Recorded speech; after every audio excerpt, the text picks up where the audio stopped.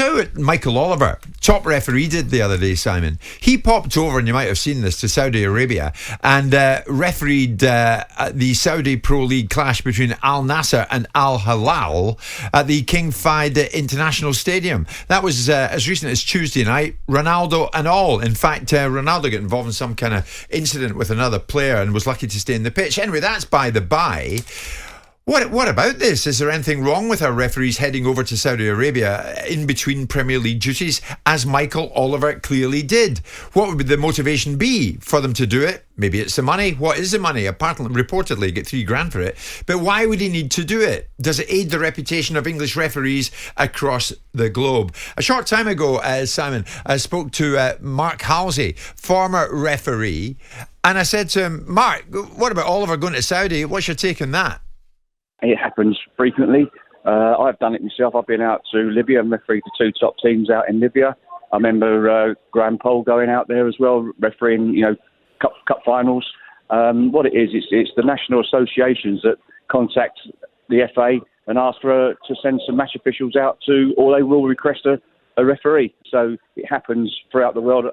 Other national associations do the same thing. If they wanted an Italian referee, they would have gone to the Italian FA. But this game, they wanted an English referee. So it's nothing out of the norm. It happens frequently. Does money play a part in this, though? It's reported that Oliver got £3,000 to referee that match. Did money play a part in it when you went to Libya? No, not at all. Yeah, I mean, if they ask, the FA phones up Michael to say, listen, there's a game out in Saudi Arabia. We want you to go out and represent our country. And it's not a problem. Of course, they get paid. All referees get paid for every game. Every Premier League game, a referee gets paid. Every Champions League game, the referee gets paid. So they're professional. They're professional athletes. So obviously they will get paid. Apart from the money, though, what else is really in it for a referee? Listen, it's another game. You go out there visiting another country. That's the beauty of being your top referee and being on the FIFA international list. You travel around the world, refereeing football matches. What you love to do. That's what referees love to do. They love to get to the pinnacle of their career, and they go around and referee football matches all over the world. So having done it yourself, you thoroughly endorse this. I mean, you see it as a positive for the reputation of English referees. Absolutely. I mean, Ronaldo's the best referees in the world, in Europe and in the world. So Premier League goes worldwide, and everybody loves the Premier League. And it's good to see that one of our team of officials are chosen to go out to Saudi and referee this game. I'm not sure that Mark would race back to Libya at this precise time. But is there anything wrong with our referees heading to Saudi in between the Premier League duties? Well, if someone values our referees, which sometimes in this country we don't, there's nothing wrong with that.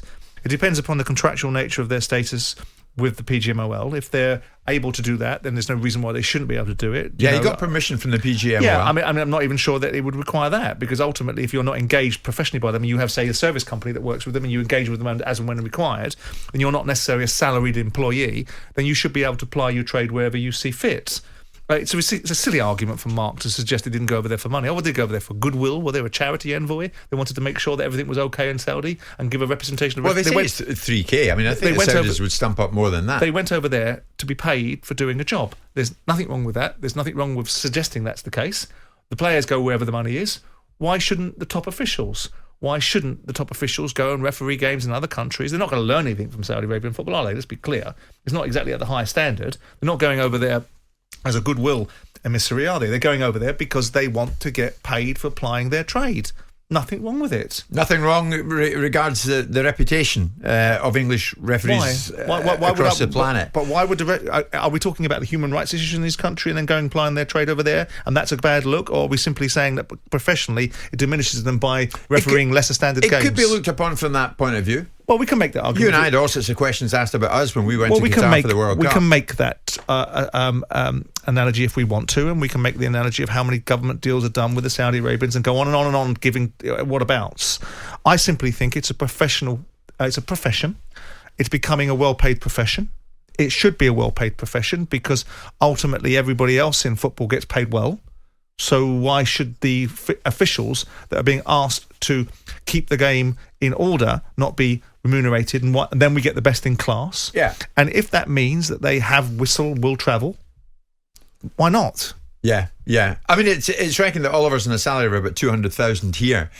Some would say, well, does he need that extra cash? Well, why in his not? hit? I mean, again, I ask the question: why should the managers and the players and those that are associated to football and the ghastly agents we're just talking about profit out of every aspect of football, yet an important component part which suffers unadulterated abuse at times, not have an opportunity to be commercially benefited from their associations. They're an important part of it. We want the best in class.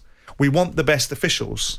And part and parcel of that is the training, the investment, and perhaps the career path. Yeah. And if a career path means you can travel, no one turned around to Howard Webb and said to Howard Webb when he slung his hook over to the MLS, well, I'm not sure about that, he's been brought back to run the game. It's a spin-off, isn't it? Yeah, it's a benefit. These guys do not earn anywhere near what an agent would get, of course, for a specific deal. Anywhere near what players get. Obviously, we know that. I can't see the controversy in it. I can't see the politics of envy from those that suggest that referees maybe should not get paid this kind of money or shouldn't be able to ply their trade. But that's nothing but the politics of envy.